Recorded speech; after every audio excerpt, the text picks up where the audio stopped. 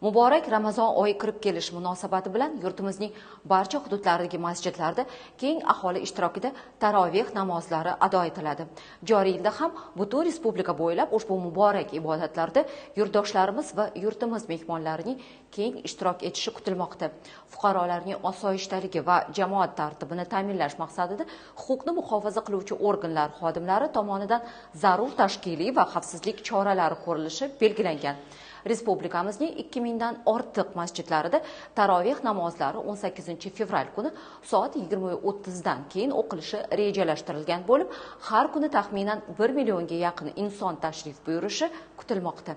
Unda jamoat tartibini saqlash va xavfsizlikni ta'minlash uchun jami 20 ming nafarga yaqin ichki ishlar organlari, Milliy gvardiya, favqulodda vaziyatlar vazirligi bo'linmalari xodimi va harbiy xizmatchilari jalb etiladi. Masjidlar atrofi video kuzatuv kameralari bilan to'liq jihozlangan bo'lib, Ichki ishlar vazirligi Jamoat xavfsizligi departamenti monitoring va muvofiqlashtirish markaziga integratsiya qilingan.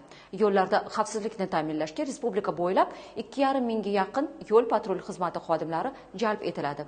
Hududiy hokimliklar bilan birgalikda bevosita avtomobil yo'llariga yondosh joylashgan masjidlar atrofidagi yo'llarda transport vositalarining harakati vaqtinchalik cheklash choralari ko'riladi. Masjidlarga kirish joylarida maxsus beton yoki metall to'siqlar o'rnatilib, 150 metr uzoqlikda alohida avtoturargohlar tashkil etiladi. Favqulodda holatlar yuzaga kelganda transport vositalarining evakuatsiyasini tashkil etish maqsadida obyektlar oldiga 200 dan ortiq maxsus texnikalar joylashtiriladi.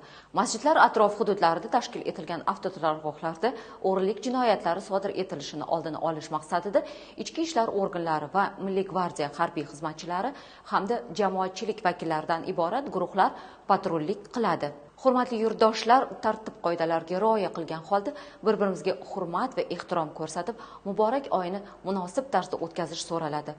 Ramazon oyi barchamizga tinchlik, baraka va ezgulik olib kelsin.